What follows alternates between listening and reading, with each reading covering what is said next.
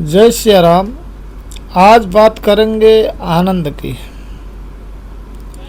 आनंद की अवधारणा भारतीय दर्शन और मनोविज्ञान में बहुत गहरी है। इसे अनुभव की तीव्रता और स्थिरता के आधार पर मुख्य रूप से 3 श्रेणियों में विभाजित किया जा सकता है। पहला, आनंद। यह सुख की वह अवस्था है जो बाहरी वस्तुओं, व्यक्तियों या परिस्थितियों पर निर्भर करती है। जैसे जब हमारी कोई इच्छा पूरी होती है या इंद्रियों जैसे कि स्वाद, स्पर्श, देखना को अनुकूल अनुभव मिलता है तो उसे आनंद कहते हैं। इसकी प्रकृति क्या है? यह क्षणिक होता है। जैसे ही वस्तु दूर होती है या परिस्थिति बदलती है, यह आनंद भी समाप्त हो जाता है। उदाहरण के लिए, मनपसंद भोजन करने या उपलब्धि हासिल करने पर मिलने वाली जो खुशी होती है उसे आनंद कहते हैं। दूसरा, परमानंद। यह परम और आनंद से मिलकर के बना है, जिसका अर्थ है आनंद की उच्चतम सीमा।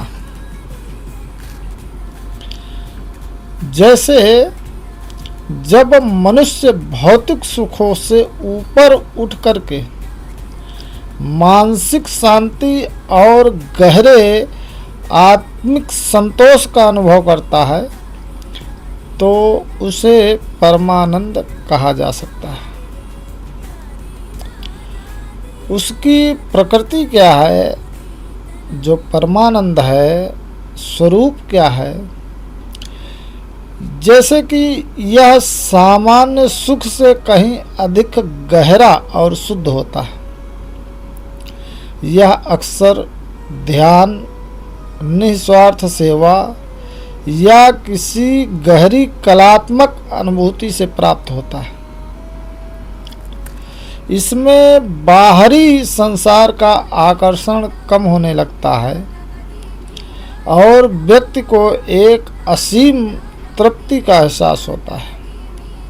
इसे हम परमानंद कहते हैं। तीसरा है शाश्वत आनंद।